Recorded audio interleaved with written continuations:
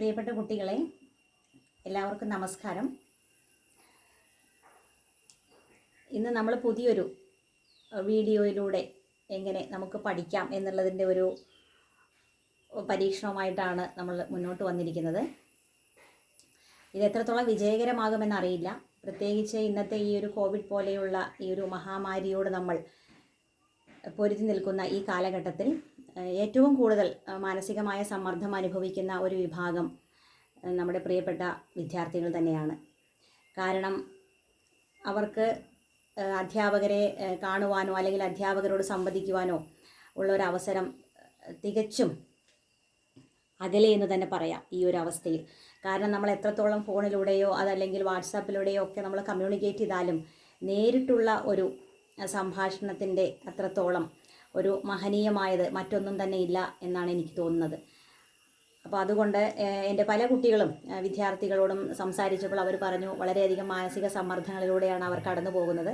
അപ്പോൾ ഇത് അതിനൊരു പ്രതിവിധിയാണ് എന്നല്ല ഞാൻ പറയുന്നത്. പക്ഷേ നിങ്ങൾക്ക് എത്രത്തോളം നിങ്ങളുടെ ഒരു അധ്യാപകർ കൂടെയുണ്ട് എന്നുള്ള ഒരു ഫീല് ഇതിലൂടെ നിങ്ങൾക്ക് അനുഭവിക്കാൻ പറ്റുമോ എന്നറിയില്ല. പക്ഷേ നിങ്ങൾക്കത് അനുഭവിക്കാൻ പറ്റുമെങ്കിൽ അത് അങ്ങനെ ആവട്ടെ എന്നുള്ള ഒരു നല്ല ഉദ്ദേശത്തോടു കൂടിയാണ് നമ്മൾ ഇന്ന് ഈ ഒരു വീഡിയോയിലൂടെ നിങ്ങൾക്ക് മുമ്പിലെത്താൻ വേണ്ടി തയ്യാറെടുത്തത്. അപ്പോൾ എല്ലാവർക്കും ഒരിക്കൽ കൂടി ഈ ഒരു യൂട്യൂബ് ചാനലിലേക്ക് സ്വാഗതം. അപ്പോൾ നിങ്ങളുടെ എല്ലാവരുടെയും സപ്പോർട്ട് ഉണ്ടായിരിക്കണം. അതുപോലെ തന്നെ ആരും മാനസികമായ വലിയ സമ്മർദ്ദങ്ങളിലേക്കൊന്നും പോകേണ്ട കാര്യമില്ല. കാരണം ഇതൊരു റിയാലിറ്റിയെ നമ്മൾ എല്ലാവരും ഫേസ് ചെയ്ത് മാത്രമേ മുന്നോട്ട് പോകാൻ നമുക്ക് പറ്റുള്ളൂ. കാരണം അത് ജീവിതത്തിൻ്റെ ഒരു വലിയൊരു സത്യമാണ്. അപ്പോൾ അതുകൊണ്ട് നിങ്ങൾ ആരും ഇല്ല അല്ലെങ്കിൽ നിങ്ങൾ സമ്മർദ്ദത്തിലാണ് എന്നാരും വിചാരിക്കേണ്ട കാര്യമില്ല. കാരണം ഞങ്ങളെപ്പോലുള്ള അധ്യാപകർ എന്നും നിങ്ങളോടൊപ്പം തന്നെ ഉണ്ട് എന്ന ഒരു വലിയ വാഗ്ദാനം ഈ ഒരു അവസരത്തിൽ ഞാൻ നിങ്ങൾക്ക് വീണ്ടും നൽകുകയാണ്. അപ്പോൾ നമുക്ക് ഇന്ന് നമ്മൾ എടുക്കാൻ പോകുന്നത് ഇൻകം ടാക്സ് ക്ലാസ്സാണ്. ഇൻകം ടാക്സിലെ തന്നെ ഫസ്റ്റ് ഹെഡ്സ് ഓഫ് ഇൻകമായ സാലറിയാണ് നമ്മൾ എടുക്കുന്നത്. അപ്പോൾ കഴിഞ്ഞ ചില വീഡിയോസിലെല്ലാം നമ്മൾ കൂടുതലായി ഇംഗ്ലീഷിലായിരുന്നു കംപ്ലീറ്റ് നമ്മൾ പറഞ്ഞിരുന്നത്. പക്ഷേ കുറച്ച് പേരുടെയൊക്കെ സജഷൻസ് വന്നു മലയാളം കൂടി ഇൻക്ലൂഡ് ചെയ്യണം, കുറച്ചും കൂടി മനസ്സിലാക്കാൻ ഈസി ആയിരിക്കും എന്നുള്ളത്. അപ്പോൾ ആ ഒരു അഭ്യർത്ഥന കൂടി കണക്കിലെടുത്തുകൊണ്ടാണ് നമ്മളിതിൽ മലയാളത്തിൽ ഈ വീഡിയോ ചെയ്യാൻ മാക്സിമം ഉപയോഗിക്കുന്നത് മലയാളമായിരിക്കും. അങ്ങനെ ഈ വീഡിയോ ചെയ്യാനായിട്ട് ഒരു തയ്യാറെടുപ്പ് നടത്തിയത്. അപ്പോൾ നമുക്ക് എന്തായാലും ക്ലാസ്സിലേക്ക് പോകാം അല്ലേ? അപ്പോൾ നിങ്ങളെല്ലാവരും മാനസിക സമ്മർദ്ദങ്ങളെല്ലാം ഒഴിവാക്കി വളരെയധികം ഹാപ്പി ആയിട്ട് ഇരിക്കുക. ഇതേപോലുള്ള ക്ലാസ്സുകളെല്ലാം കേട്ട് റിലാക്സ് ആയിട്ട് നല്ല രീതിയിൽ നമ്മൾ പഠനം മുന്നോട്ട് കൊണ്ടുപോവുക. ഒരിക്കലും സ്ട്രെസ്ഫുൾ ആയിട്ടുള്ള രീതിയിലല്ല, അല്ലാതെ തന്നെ മാക്സിമം നിങ്ങളുടെ സമ്മർദ്ദങ്ങൾ അങ്ങനെ എന്തെങ്കിലും നിങ്ങൾക്ക് അനുഭവപ്പെടുന്നുണ്ടെങ്കിൽ നിങ്ങൾ നിങ്ങളുടെ ഒരു അധ്യാപകരെ ആരായാലും ഒരു അധ്യാപകരെയോ അധ്യാപികയോ നിങ്ങൾ കോൺടാക്റ്റ് ചെയ്യുക. നിങ്ങളുടെ കാര്യങ്ങൾ നിങ്ങൾ അവരോട് ഷെയർ ചെയ്യുക. അവർക്ക് നിങ്ങളെ ഒരു പരിധിവരെ സഹായിക്കാൻ സാധിക്കുന്നതായിരിക്കും എന്ന് എല്ലാവർക്കും നന്മ വരട്ടെ എന്ന് ആത്മാർത്ഥമായി ആശംസിച്ചുകൊണ്ട് നമുക്ക് നമ്മുടെ ക്ലാസ്സിലേക്ക് കിടക്കാം. അപ്പോൾ ഇൻകം ടാക്സിനെ സംബന്ധിച്ച് നമ്മൾ പറയുമ്പോൾ ഇൻകം ടാക്സ് ഒരു ഡയറക്റ്റ് ടാക്സ് ആണ്. അതെല്ലാം നമ്മൾ മുമ്പ് പറഞ്ഞതാണ്. ഇൻകം ടാക്സിൽ മെയിനായി വരുന്ന heads of incomes 5 heads of incomes ആണ് വരുന്നത്. First head of income from salary. Then second one income from house property. Then third one, income from business or profession. Fourth one, income from capital gain. Then last one, income from other sources. These are the main 5 heads of income as per the Income Tax Act. ഇനി നമുക്ക് ഇതിലെ first head, അതായത് income from salary ആണ് നമ്മൾ ഇന്ന് discuss ചെയ്യുന്നത്. So we move on to the income from salary. Income from salary include section 15 to 17. 15 to 17 ആണ് income from salary എന്നുള്ള ഹെഡ് ആ സെക്ഷൻ ഇൻക്ലൂഡ് ചെയ്തിരിക്കുന്നത്. ഇനി അടുത്തതായി പറയാൻ പോകുന്നത് സാലറിയെ പറ്റിയിട്ടുള്ള ഇമ്പോർട്ടൻ്റ് ആയ ചില പോയിന്റ്സ് ആണ്. അത് നമ്മൾ ഏറ്റവും കൂടുതൽ നമ്മൾ മനസ്സിലാക്കേണ്ടത് സാലറിയെ പറ്റിയുള്ള ഇമ്പോർട്ടൻറ്റ് പോയിന്റ്സ് ആണ്. അതിൽ വരുന്നത് സാലറി എന്നുള്ള കോൺസെപ്റ്റ് നമ്മൾ എടുത്തു നോക്കുന്ന സമയത്ത് ഏറ്റവും ഇമ്പോർട്ടൻ്റ് ആയ point, there should exist a relationship between employer and employee. This is the most important point in the case of salary. ഒരു പെർട്ടിക്കുലർ ഇൻകം സാലറി എന്നുള്ള ഹെഡിൽ ഇൻകം ടാക്സ് പ്രകാരം ടാക്സ് ചെയ്യണമെന്നുണ്ടെങ്കിൽ അതെങ്ങനെയായിരിക്കണം? there should exist a relationship between employer and employee. അവിടെ ഒരു relationship ഉണ്ടായിരിക്കണം. ആര് തമ്മിൽ? ഒരു എംപ്ലോയറും എംപ്ലോയിയും തമ്മിൽ റിലേഷൻഷിപ്പ് ഉണ്ടായിരിക്കണം. For example, ABC Company Limited. In that company, 4 workers are working. For example, A, B, C, D are the workers of in that particular company, ABCD Limited. And in another one, D, F and G are doing business. For example, ABC എന്നുള്ള കമ്പനിയിൽ workers ആണ് A, B, C and D.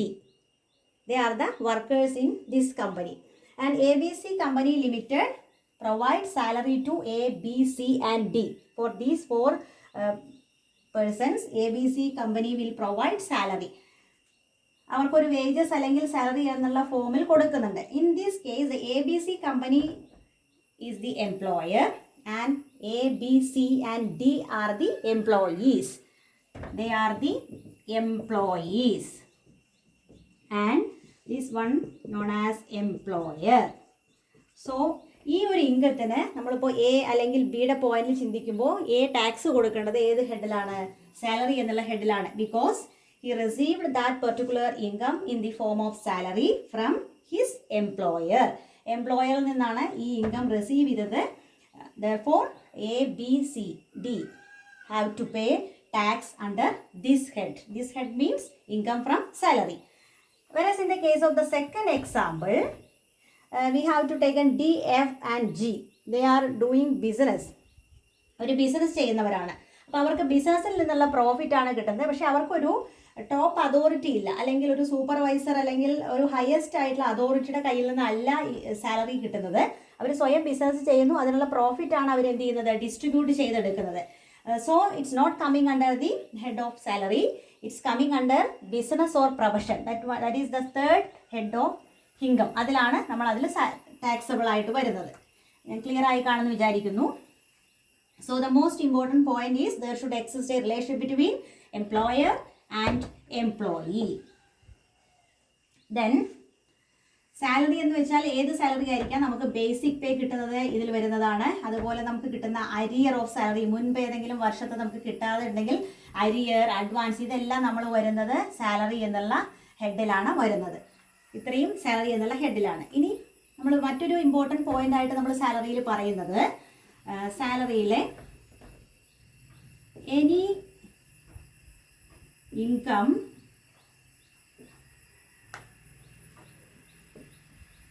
Received from employer. അതാണ് ഏറ്റവും important. നമ്മളിപ്പോൾ പറഞ്ഞു എംപ്ലോയറിൻ്റെ കയ്യിൽ നിന്ന് കിട്ടിയ ഇൻകത്തിനാണ് നമ്മൾ ഈ ഹെഡിൽ ടാക്സ് കൊടുക്കുന്നത്. Next remuneration. Remuneration received by a teacher, that is in the case of college teachers. College ടീച്ചേഴ്സിന് അവർ ഒരു കോളേജിൽ വർക്ക് ചെയ്യുന്നുണ്ടായിരിക്കും. ഫോർ എക്സാമ്പിൾ എ എന്നുള്ളൊരു കോളേജാണ്, അവർ വർക്ക് ചെയ്യുന്നത് ഈ കോളേജിലാണ്. സി എന്നുള്ള പേഴ്സൺ വർക്ക് ചെയ്യുന്നത് ഈ കോളേജിലാണ്, എ എന്നുള്ള കോളേജിലാണ്. അവരുടെ യൂണിവേഴ്സിറ്റി ഇപ്പോൾ ഫോർ എക്സാമ്പിൾ വരുന്നത് നമ്മൾ കാലിക്കറ്റ് യൂണിവേഴ്സിറ്റിയിലാണ് വരുന്നത് എന്നുണ്ടെങ്കിൽ ഇറ്റ് ഈസ് എ യൂണിവേഴ്സിറ്റി. ഈ യൂണിവേഴ്സിറ്റിയുടെ അഫിലിയേറ്റഡ് ആണ് എ എന്നുള്ള കോളേജ്. ഫോർ എക്സാമ്പിൾ അവിടെ ഒരു വർക്ക് ചെയ്യുന്ന ആളാണ് സി എന്നുള്ള ടീച്ചർ. ഈ ടീച്ചർക്ക് സാലറി കിട്ടുന്നത് ഈ എ എന്നുള്ള കോളേജിൽ നിന്നാണ് കിട്ടുന്നത്. അപ്പോൾ there should exist a relationship between employer and employee in between the A college and C employee. ഈ എംപ്ലോയറും എംപ്ലോയിയും തമ്മിൽ റിലേഷൻഷിപ്പ് ഉണ്ട്. അപ്പോൾ ഈ ഇൻകത്തിന്, ഈ സാലറിക്ക് അദ്ദേഹം ടാക്സ് കൊടുക്കേണ്ടത് എവിടെയാണ്? ഏത് ഹെഡിലാണ്? സാലറി എന്നുള്ള ഹെഡിലാണ് ടാക്സ് കൊടുക്കേണ്ടത്. ഇനി ഇൻ കേസ് ചില കേസിൽ എക്സാമിനേഷൻ ഡ്യൂട്ടി അതല്ലെങ്കിൽ പേപ്പർ വാലുവേഷൻ എല്ലാം ചിലപ്പോൾ സി ചെയ്തിട്ടുണ്ടായിരിക്കും. ഉച്ചയ്ക്ക് ശേഷം ചിലപ്പോൾ എക്സാമിനേഷൻ ഡ്യൂട്ടികൾ കണ്ടക്ട് ചെയ്തിട്ടുണ്ടായിരിക്കാം. അതുപോലെ തന്നെ നിങ്ങളുടെ പേപ്പർ വാലുവേഷൻ, സ്റ്റുഡൻസിൻ്റെ പേപ്പർ വാലുവേഷൻ ഒക്കെ ചെയ്തിട്ടുണ്ടായിരിക്കാം. ഇതിനെല്ലാം സി അറ്റൻഡ് ചെയ്തിട്ടുണ്ടെങ്കിൽ ഈ സിക്ക് അതിന് നമ്മൾ കൊടുക്കുന്നത് റെമ്യൂണറേഷനാണ്. ഫോർ ദാറ്റ് ഡ്യൂട്ടി റെമ്യൂണറേഷനാണ് സിക്ക് കൊടുക്കുന്നത്. ഈ റെമ്യൂണറേഷൻ കൊടുക്കുന്നത് not by a college but it's paid by the university. യൂണിവേഴ്സിറ്റിയിൽ നിന്നാണ് സിക്ക് റെമ്യൂണറേഷൻ കിട്ടുന്നത്. So remuneration is not coming under the category of salary. because there is no relationship should be exist in between University of Calicut and C. Relationship ആരുമായിട്ടാണ്? A കോളേജും സിയും തമ്മിലാണ് employer relationship ഉള്ളത്. ആരായിട്ടില്ല? കാലിക്കറ്റ് യൂണിവേഴ്സിറ്റിയും സിയുമായിട്ടില്ല, സി എന്നുള്ള ടീച്ചറുമായിട്ടില്ല. അപ്പോൾ അതുകൊണ്ട് എംപ്ലോയർ റിലേഷൻഷിപ്പ് ഇല്ലാത്ത കാരണം കൊണ്ട് ആ റെമ്യൂണറേഷന് C have to pay tax under the head income from other sources. Income from other സോഴ്സസിലാണ് സി ടാക്സ് പേ ചെയ്യേണ്ടത്, not under the head of income from salary. The salary of MP and MLAs. Salary of MP or MLA, Member of Parliament and Member of Legislative Assembly. ഇവർക്കൊക്കെ വരുന്നത് honorarium or sitting allowance ഇവർക്കെല്ലാം receive ചെയ്യുന്നത് ഏതിലാണ് include ചെയ്യുന്നത്? Not under the head salary എന്നുള്ള ഹെഡിൽ include ചെയ്യരുത്, but under the head income from other സോഴ്സസിലാണ് ഇൻക്ലൂഡ് ചെയ്യേണ്ടത്. കാരണം the MP and MLAs are treated as the servants of the society. അവർ സൊസൈറ്റിയുടെ സെർവൻസ് ആയിട്ടാണ് നമ്മൾ അവരെ കാണുന്നത്. കാരണം അവരെ അത്രയും നമ്മുടെ ലോ ആയിട്ട് അല്ലെങ്കിൽ നാഷണൽ ലോ ആയിട്ട് ഏറ്റവും അറ്റാച്ച് നിൽക്കുന്നവരാണ് ഇവരെല്ലാം. ജനപ്രതിനിധികളായതുകൊണ്ട് അവർക്ക് കിട്ടുന്ന ഹോണറേറിയം സാലറി എന്നുള്ള ഹെഡിലല്ല. കാരണം അവിടെ എംപ്ലോയർ റിലേഷൻഷിപ്പ് അല്ല ഒരു MP-യും സൊസൈറ്റിയും തമ്മിലുള്ളത്. അപ്പോൾ അതുകൊണ്ട് അവർക്ക് കിട്ടുന്ന ഹോണറേറിയത്തിന് ഇൻക്ലൂഡ് ചെയ്യേണ്ടത് അതർ സോഴ്സിലാണ്. ഇതാണ് നെക്സ്റ്റ് ഇമ്പോർട്ടൻ്റ് ആയ പോയിന്റ്. അപ്പോൾ ഫസ്റ്റ് നമ്മൾ പറഞ്ഞത് ഒരു എംപ്ലോയർ റിലേഷൻഷിപ്പ് ഉണ്ടായിരിക്കണം. അതാണ് ഫസ്റ്റ് പോയിന്റ് പറയുന്നത്. നെക്സ്റ്റ് നമ്മൾ ആ എംപ്ലോയർ റിലേഷൻഷിപ്പ് അല്ലാതെ ഏതെങ്കിലും റിസീവ് ചെയ്യുന്നുണ്ടെങ്കിൽ, ഫോർ എക്സാമ്പിൾ യൂണിവേഴ്സിറ്റി റെമ്യൂണറേഷൻ ഒരു ടീച്ചർക്ക് റിസീവ് ചെയ്യുന്നുണ്ടെങ്കിൽ ആ ടീച്ചർ ടാക്സ് പേ ചെയ്യേണ്ടത് അതർ സോഴ്സിലാണ് ടാക്സ് പേ ചെയ്യേണ്ടത്. ഇനി നെക്സ്റ്റ് നമ്മൾ പറയുന്നത് ഇപ്പോൾ ഒരു ഫോർ എക്സാമ്പിൾ ഒരു doctor working in A government hospital ഒരു ഡോക്ടർ ഒരു ഗവൺമെൻറ് ഹോസ്പിറ്റൽ വർക്ക് ചെയ്യുന്നു. ഈ ഗവൺമെൻറ് ഹോസ്പിറ്റലിൽ അദ്ദേഹം ഉള്ളത് 10 to 5, രാവിലെ 10 മണി തൊട്ട് 5 മണി വരെയാണ് ഗവൺമെൻറ് ഹോസ്പിറ്റലിൽ വർക്ക് ചെയ്യുന്നത്. For example is the doctor work ചെയ്യുന്നത്. ആഫ്റ്റർ 5 o'clock 6 to 9 വീട്ടിൽ ഈ ഡോക്ടർ പ്രാക്ടീസ് ചെയ്യുന്നുണ്ട്. ഹൗസ് കൺസൾട്ടൻസി ഉണ്ടെങ്കിൽ അതിനാണ് 6 to 9, രാത്രി 9 മണി വരെ, വൈകിട്ട് 6 മണി തൊട്ട് 9 മണി വരെ വീട്ടിലാണ് കൺസൾട്ടേഷൻ ചെയ്യുന്നത്. അതിന് നമ്മൾ ഒരു പേഷ്യൻ്റെ കയ്യിൽ നിന്നും 100 rupees വാങ്ങിക്കുന്നത്. ഇവിടെ ഈ സാലറി ആയിട്ട് ഇവിടെ അദ്ദേഹത്തിന് കിട്ടുന്നത് മന്ത്ലി 30,000 rupees ആണ് ഫ്രം ഗവൺമെൻറ് ഹോസ്പിറ്റലിൽ നിന്ന് റിസീവ് ചെയ്യുന്നത് 30,000. അപ്പോൾ ഗവൺമെൻറ് പേ ചെയ്യുന്നത് എത്രയാണ്? 30,000 ആണ്. അപ്പോൾ ഇവിടെ എംപ്ലോയി റിലേഷൻഷിപ്പ് എക്സിസ്റ്റ് ചെയ്യുന്നു. റിലേഷൻഷിപ്പ് എക്സിസ്റ്റ് ചെയ്യുന്നുണ്ട്. For this 30,000 the doctor that is A have to pay tax under the head salary. ഏത് ഹെഡിൽ ടാക്സ് കൊടുക്കണം? സാലറി എന്നുള്ള ഹെഡിൽ ടാക്സ് കൊടുക്കണം. Whereas in the case of the house consultancy in the house 6 to 9 100 rupees വെച്ചുള്ളതിന് അദ്ദേഹം tax കൊടുക്കേണ്ടത് എവിടെയല്ല? സാലറി എന്നുള്ള ഹെഡിലല്ല. It's treated as his profession. അത് പ്രൊഫഷനായി ട്രീറ്റ് ചെയ്യുന്നു. So he have to pay tax under the head business or പ്രൊഫഷനിലാണ് പേ ചെയ്യേണ്ടത്. ഇതാണ് ഇതിൻ്റെ ഏറ്റവും ബെസ്റ്റ് എക്സാമ്പിൾ. ഇത് ഈ രീതിയിലാണ് പറയാൻ പറ്റുള്ളൂ. കാരണം ഒരു ഡോക്ടറാണ്, ഗവൺമെൻറ് ഹോസ്പിറ്റലിൽ വർക്ക് ചെയ്യുന്നുണ്ട്. ഗവൺമെൻറ് ഹോസ്പിറ്റലിൽ നിന്ന് കിട്ടുന്ന സാലറി കിട്ടുന്നതിന് സാലറി എന്നുള്ള ഹെഡിലും, അതുപോലെ അദ്ദേഹം വീട്ടിൽ പ്രാക്ടീസ് ചെയ്യുന്നുണ്ടെങ്കിൽ ആ ഇൻകം അദ്ദേഹം എവിടെ ഇൻക്ലൂഡ് ചെയ്യണം? ബിസിനസ് ഓർ പ്രൊഫഷനിലും ഇൻക്ലൂഡ് ചെയ്യണം. തെറ്റിപ്പോരുത്. അതർ സോഴ്സിലല്ല, പ്രൊഫഷനിലാണ് ഇൻക്ലൂഡ് ചെയ്യേണ്ടത്. റെമ്യൂണറേഷൻ ആണെങ്കിൽ അതർ സോഴ്സിൽ, MP MLA ആണെങ്കിലും അതർ സോഴ്സിൽ. അത് ശ്രദ്ധിക്കണം. ഇനി നെക്സ്റ്റ് പറയുന്നത് family pension received by a widow of a deceased employee. ഒരു എംപ്ലോയി വർക്ക് ചെയ്യുമ്പോൾ അതല്ലെങ്കിൽ ആഫ്റ്റർ റിട്ടയർമെൻറ്റ് ആൾ മരണം സംഭവിച്ചു എന്നുണ്ടെങ്കിൽ അദ്ദേഹത്തിൻ്റെ വൈഫിന് കിട്ടുന്നതിനെയാണ് നമ്മൾ ഫാമിലി പെൻഷൻ എന്ന് പറയുന്നത്. ആ family pension widow tax pay ചെയ്യണം. പക്ഷേ ടാക്സ് പേ ചെയ്യേണ്ടത് എവിടെയല്ല? സാലറി എന്നുള്ള ഹെഡിലല്ല, മറിച്ച് അതർ സോഴ്സിലാണ് പേ ചെയ്യേണ്ടത്. കാരണം അവിടെ ഡയറക്റ്റ് റിലേഷൻഷിപ്പ് ആരുമായിട്ടേ ഉള്ളൂ? ആ ഡിസീസ്ഡ് എംപ്ലോയി, ആ മരണം സംഭവിച്ച എംപ്ലോയിയും കമ്പനിയും തമ്മിലാണ് ഡയറക്റ്റ് റിലേഷൻഷിപ്പ് ഉള്ളത്. അദ്ദേഹം ജീവിച്ചിരിക്കുമ്പോൾ അങ്ങനെ പെൻഷൻ കിട്ടുന്നുണ്ടെങ്കിൽ ആ പെൻഷൻ അദ്ദേഹം ടാക്സ് കൊടുക്കേണ്ടത് സാലറിയിൽ തന്നെ ആയിരുന്നു. ഒരു നോ ഡൗട്ട്. പക്ഷേ അദ്ദേഹത്തിൻ്റെ മരണശേഷം അദ്ദേഹത്തിൻ്റെ വൈഫിന് റിസീവ് ചെയ്യുന്ന എമൗണ്ടിന് അവർ ടാക്സ് കൊടുക്കേണ്ടത് ഏത് ഹെഡിലാണ്? അതർ സോഴ്സിലാണ്. Because there should not exist any direct relationship of employer and employee in between the widow of the deceased person and the government or the employer. അതാണ് അതിൻ്റെ റീസൺ. അതായത് വിഡോ ആയിട്ട് direct employer relationship ആർക്കില്ല? ആ എംപ്ലോയർക്കില്ല. അതുകൊണ്ടാണ് നമ്മൾ other സോഴ്സിലാണ് tax കൊടുക്കണമെന്ന് പറയുന്നത്. ഈ നെക്സ്റ്റ് സാലറിയിൽ നമ്മൾ ഇമ്പോർട്ടൻ്റ് ആയി പറയുന്നത് due date of salary. Due date of salary. Due date of salary. Due date of salary നമ്മൾ രണ്ടായിട്ട് നമ്മൾ കാറ്റഗറൈസ് ചെയ്യുന്നു. കാറ്റഗറൈസ് ചെയ്യുമ്പോൾ first categorization government or semi government employees. Second categorization banking sector or non-government. Banking sector or non-government. These are the two categorization of the employees, government and semi-government. In the case of government and semi-government employees, the due date of salary is first day of the next month. First day of next month.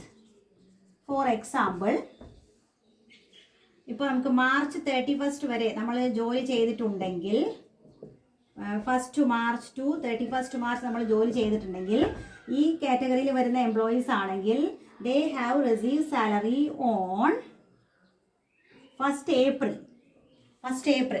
മാർച്ചിലെ salary receive ചെയ്യുന്നത് 1st April ആയിരിക്കും. അതാണ് പറയുന്നത് first day of the next month. മാർച്ചിലെ salary receive ചെയ്യുന്നത് next മന്തിലെ first day ആയിരിക്കും receive ചെയ്യുന്നത്.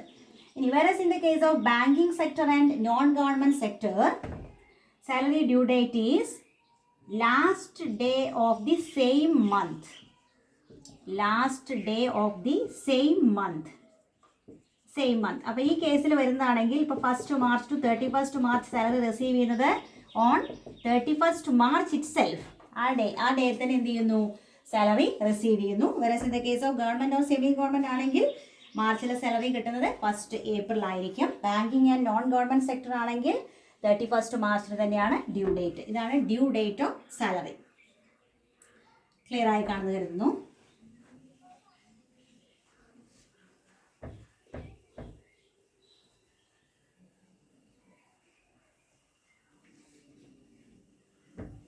ഇത്രയാണ് നമ്മുടെ സാലറിയിലെ ഒരു ഇമ്പോർട്ടൻ്റ് ആയിട്ട് പോയിന്റ്സ് പറയുന്നത്. പിന്നെ ഇതിലൊരു പോയിന്റ് കൂടി പറയുന്നത്, നിങ്ങൾക്ക് കൺഫ്യൂഷൻ ഉണ്ടാക്കേണ്ട, ഒരു സാലറി സ്കെയിൽ എന്നൊരു സംഭവം കൂടിയുണ്ട്. സാലറി സ്കെയിൽ അത് നമ്മൾ ഓരോ ജോലിക്കൊക്കെ അപ്ലൈ ചെയ്യുമ്പോൾ നമ്മൾ കണ്ടിട്ടുണ്ടായിരിക്കും. ഇപ്പോൾ 15,000, 100,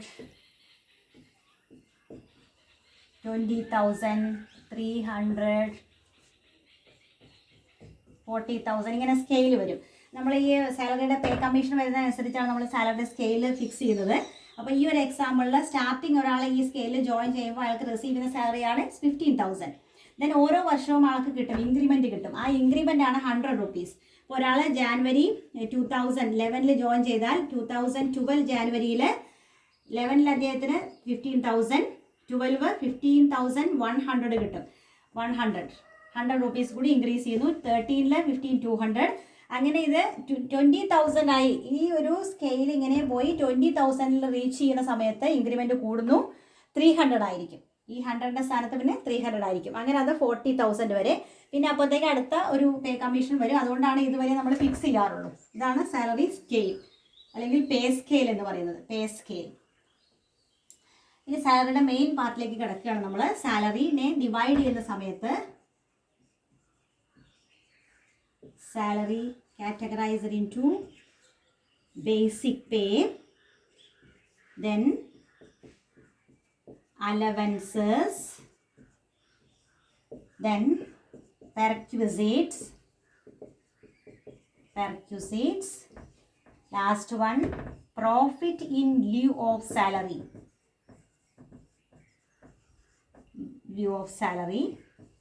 ഇത്രയാണ് സാലറിയുടെ മെയിൻ പാർട്സ് വരുന്നത്. Basic pay, allowances, perquisites, profit in lieu of salary. In lieu means in addition. ഇതെല്ലാം കൂടി നമ്മൾ സം ടോട്ടൽ, ഇതിൻ്റെ സം ടോട്ടലിനെയാണ്, ഇതെല്ലാം ആഡ് ചെയ്താൽ വരുന്നതിനെയാണ് നമ്മൾ പറയുന്നത് gross salary. Gross salary, basic pay plus allowances plus perquisites plus profit in salary. അപ്പോൾ നമുക്ക് കിട്ടുന്നതാണ് gross salary. And from the gross salary we have to provide deductions under the same head. ഈ ഹെഡിൽ വരുന്ന deduction under section 16, സാലറിയിൽ വരുന്ന ഡിഡക്ഷൻ്റെ സെക്ഷനാണ് under section 16 നമ്മൾ പറയുന്നത്. ഈ 16ൽ വരുന്നത് 3 ടൈപ്പ് ഡിഡക്ഷൻസ് ആണ് വരുന്നത്. 3 ടൈപ്പ് ഡിഡക്ഷൻ ആണ്. അതിൽ 3 ടൈപ്പ് ഡിഡക്ഷനിൽ ഫസ്റ്റ് വൺ വരുന്നത് സ്റ്റാൻഡേർഡ് ഡിഡക്ഷൻ, സെക്കൻഡ് വൺ വരുന്നത് entertainment allowance, then third one professional tax or employment tax എന്ന് പറയും. Professional tax or employment tax. Standard deduction വരുന്നത് 16(1) section, entertainment allowance 16(2), then professional tax 16(3), coming under 16(3). These are the main deductions from gross salary. Gross salary നമ്മൾ provide ചെയ്യുന്ന deductions ആണ് standard deduction, entertainment allowance and professional or employment tax. ഇത് രണ്ട് same ആണ്, രണ്ട് പേരിൽ അറിയപ്പെടുന്നത് മാത്രം. It's both are same. That is professional tax and entertainment employment tax are same. Then standard deduction എല്ലാ എംപ്ലോയീസിനും നമ്മൾ ഡിഡക്ട് ചെയ്യാം. Whereas in the case of entertainment allowance only government employees can claim deduction under section 16(2). ഈ 16(2) എന്നുള്ള entertainment allowance നമ്മൾ ആർക്ക് മാത്രമേ deduct ചെയ്യാനുള്ള right ഉള്ളൂ? ഗവൺമെൻറ് എംപ്ലോയീസിന് മാത്രമേ ഡിഡക്ട് ചെയ്യാൻ പാടുള്ളൂ. നോൺ ഗവൺമെൻറ് എംപ്ലോയീസോ അല്ലെങ്കിൽ അതർ എംപ്ലോയീസോ ഒന്നും ഇത് ഡിഡക്ട് ചെയ്യാൻ സാധിക്കുന്നതല്ല. അവർക്ക് മാത്രമേ ഇത് ഡിഡക്ട് ചെയ്യാനുള്ള എലിജിബിലിറ്റി ഉള്ളൂ. വൺസ് അഗെയിൻ സാലറിയിൽ വരുന്ന basic pay, allowances, perquisites, profit in lieu of salary, then gross salary ആണ്. പിന്നെ deduction 16(1), 16(2) and 16(3). Then after this deducting all these deduction, the left amount is known as net salary or taxable salary. ഇതെല്ലാം കഴിഞ്ഞാൽ balance നമുക്ക് കിട്ടുന്നതിനെയാണ് നമ്മൾ net salary അല്ലെങ്കിൽ taxable salary എന്ന് പറയുന്നത്. ഇത്രയാണ് സാലറിയുടെ കമ്പ്യൂട്ടേഷൻ വരുന്നത്. ഇനി ഇതിൽ ഓരോന്നും നമുക്ക് ഡീറ്റെയിൽ ആയിട്ട് നമുക്ക് പഠിക്കാനുണ്ട്. ഫസ്റ്റ് നമ്മൾ അലവൻസ് ആണ് എടുക്കുന്നത്. First allowances. ബേസിക് പേ നമുക്ക് വേറെ ഒന്നും പഠിക്കാനില്ല, കാരണം ഡയറക്റ്റായി നമുക്ക് തരുന്നതാണ്. Allowances means any additional amount received by an employee from his employer in the form of cash, it is known as allowances. ഒരു എംപ്ലോയിക്ക് എംപ്ലോയറുടെ കയ്യിൽ നിന്നും സാലറിക്ക് പുറമേ അഡീഷണലായി കിട്ടുന്ന ക്യാഷ് ഫോമിലുള്ള എമൗണ്ടിനെയാണ് അലവൻസസ് എന്ന് പറയുന്നത്. Allowances can be categorized into 3. First one taxable allowances, that is fully taxable allowances. Second one partly taxable allowances. Then third one fully exempted allowances. Fully taxable allowance means നമ്മൾ എത്ര amount ആണോ receive ചെയ്ത് അതിന് ഫുള്ളും tax നമ്മൾ pay ചെയ്യണം. Partly taxable means ഒരു portion, ഒരു സർട്ടൻ എക്സ്റ്റെൻറ്റ് വരെ നമ്മൾ ടാക്സ് കൊടുക്കണ്ട, ബാലൻസ് പോർഷൻ നമ്മൾ ടാക്സ് പേ ചെയ്യണം. Fully exempted means completely exempt from tax, നമ്മൾ ടാക്സേ പേ ചെയ്യണ്ട. ഈ കാറ്റഗറിയിൽ വരുന്നതാണ് fixed medical allowance, servant allowance, Procter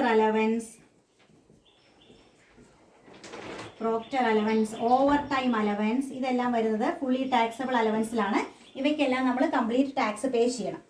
ഇനി പാർട്ട്ലി ടാക്സബിൾ നമ്മൾ വരുന്നത് ഏറ്റവും ഇമ്പോർട്ടൻ്റ് ആയത് house rent allowance, children's education allowance, then children's hostel allowance, transport allowance. ഇതൊക്കെയാണ് പാർട്ട്ലി ടാക്സബിൾ വരുന്നത്. ദെൻ ഫുള്ളി എക്സംപ്റ്റഡിൽ വരുന്നത് the allowances from UNO, allowances of High Court and Supreme Court judges, High Court and Supreme Court judges. എല്ലാ foreign അലവൻസുകളും exempted ആണ്. Foreign allowance എല്ലാം Indian കോണ്ടെക്സ്റ്റിൽ exempted ആണ്. ഇതാണ് 3 കാറ്റഗറൈസേഷൻ വരുന്നത്. ഈ കാറ്റഗറിയിൽ വരുന്നത് fully taxable, fixed medical, servant, proctor, overtime etcetera. Partly taxable വരുന്നത് HRA, children's education allowance, children's hostel allowance, transport allowance. Fully എക്സംപ്റ്റഡിൽ വരുന്നത് അലവൻസസ് ഫ്രം UNO, നമുക്ക് യുണൈറ്റഡ് നേഷൻ ഓർഗനൈസേഷനിൽ നിന്ന് അലവൻസ് കിട്ടുന്നുണ്ടെങ്കിൽ അത് എക്സംപ്റ്റഡ് ആണ്. പിന്നെ ഏതെങ്കിലും ഹൈക്കോടതി ജഡ്ജസിന് അല്ലെങ്കിൽ സുപ്രീം കോടതി ജഡ്ജസിന് കിട്ടുന്ന അലവൻസസ് എല്ലാം എക്സംപ്റ്റഡ് ആണ്. പിന്നെ ഫോറിൻ അലവൻസ്, ഫോറിൻ കൺട്രിയിൽ നിന്ന് അലവൻസ് റിസീവ് ചെയ്തിട്ടുണ്ടെങ്കിൽ it's fully exempt from tax. Clear?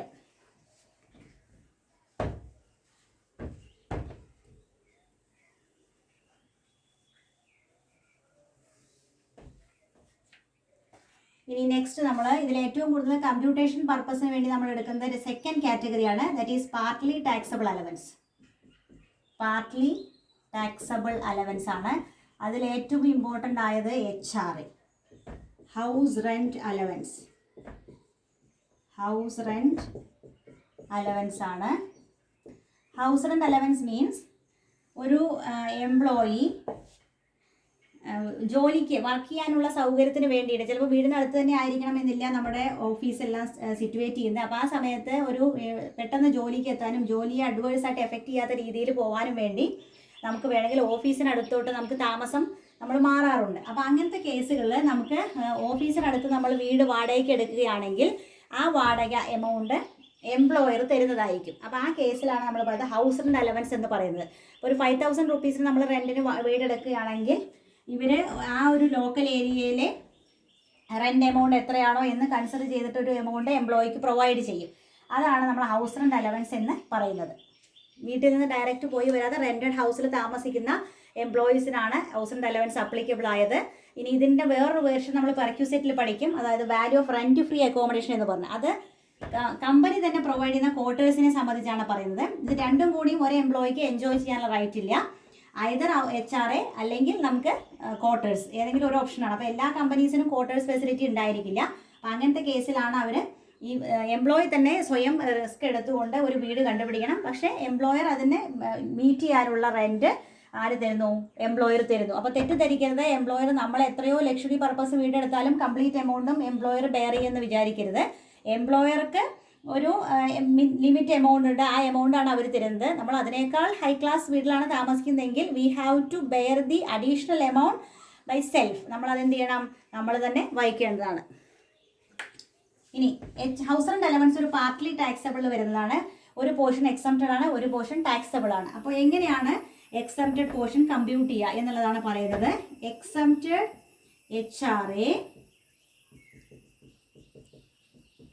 is least of the following. Least of the following. First condition, actual HRA received by the assessee. Then second one, rent paid over 10% of salary. Third one, 50% of salary if the accommodation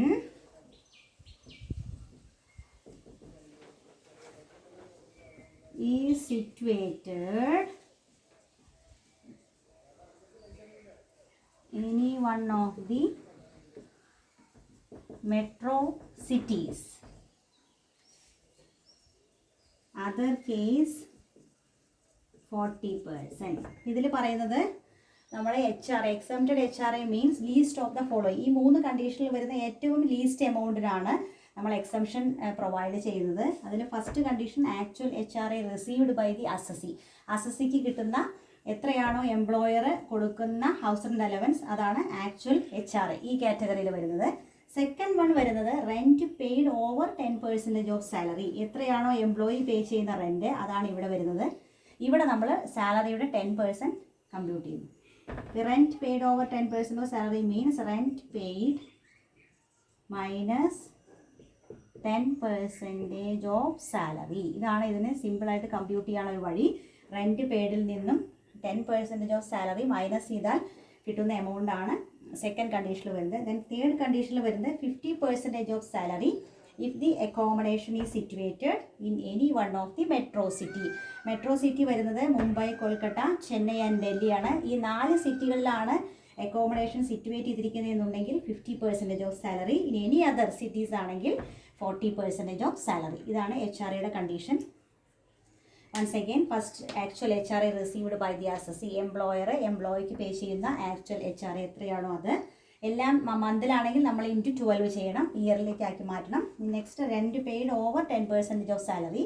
അത് നമ്മൾ compute ചെയ്യുന്ന simple മെത്തേഡാണ് rent paid minus 10% of salary. Then 50% of salary if the accommodation is situated in any one of the metropolitan cities like Mumbai, Kolkata, Chennai and Delhi ആണെങ്കിൽ 50%. In any other case it's 40%. ഇതാണ്. ഇതിൽ 50% ഒരു salary വന്നു, 40% എന്നുള്ളൊരു salary വന്നു, ഒരു 10% salary വന്നു. നമ്മൾ ഈ സാലറി എന്താണ് മീൻ ചെയ്യുന്നത് എന്നാണ് പറയുന്നത്. ഈ സാലറി മീൻ ചെയ്യുന്നത് HRAക്ക് വേണ്ടി നമ്മൾ മീനിങ് ഓഫ് സാലറി പറയുന്നുണ്ട്. അത് basic pay plus dearness allowance. ക്വസ്റ്റ്യനിൽ ഇതെല്ലാം ക്ലിയർ ആയി നിങ്ങൾക്ക് തന്നിട്ടുണ്ടായിരിക്കും.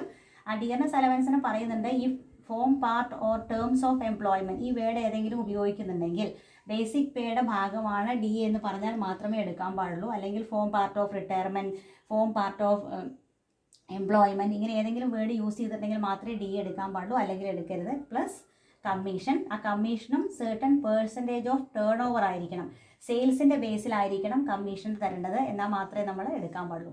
അപ്പോൾ basic pay, dearness allowance plus commission, ഇതെല്ലാം ആഡ് ചെയ്ത് കിട്ടുന്ന എമൗണ്ടിൻ്റെയാണ് ഈ 10. അതുപോലെ നമ്മൾ 50%, ഈ 40% നമ്മൾ കമ്പ്യൂട്ട് ചെയ്യേണ്ടത്. ഇതാണ് തിയറിറ്റിക്കൽ പോർഷനായി വരുന്നത്. ഇതിൻ്റെ പ്രോബ്ലം നമുക്ക് നെക്സ്റ്റ് ക്ലാസ്സിൽ നമുക്ക് എങ്ങനെയാണ് ഡിസ്കസ് ചെയ്യാം. അപ്പോൾ നിങ്ങൾക്ക് കുറച്ചുകൂടി ക്ലിയർ ആയിട്ട് ബേസിക് പേ എങ്ങനെയാണ് ഈ സാലറിയുടെ മീനിങ് എന്നുള്ളത് ക്ലിയറായി മനസ്സിലാവുന്നതായിരിക്കും. അപ്പോൾ ഇന്ന് നമുക്ക് ഇതോട് കൂടിയിട്ട് ഇന്നത്തെ ക്ലാസ് നമുക്കിവിടെ വൈൻഡപ്പ് ചെയ്യാം. നിങ്ങൾക്ക് യൂസ്ഫുൾ ആയിരിക്കുമെന്ന് വിചാരിക്കുന്നു. അപ്പോൾ നിങ്ങളുടെ അഭിപ്രായങ്ങൾ അതുപോലെ തന്നെ നിങ്ങളുടെ സജഷൻസ് അറിയിക്കുക. എന്തെങ്കിലും ഡൗട്ട്സുകളോ ഏതെങ്കിലും കാര്യങ്ങളുണ്ടെങ്കിൽ അറിയിക്കുക. അപ്പോൾ നിങ്ങൾക്ക് ഏതെങ്കിലും രീതിയിലുള്ള ഡൗട്ട്സുകൾ ഏതെങ്കിലും വരികയാണെങ്കിൽ നമുക്ക് എൻ്റെ മെയിൽ ID ഇവിടെ പ്രൊവൈഡ് ചെയ്യുന്നതാണ്.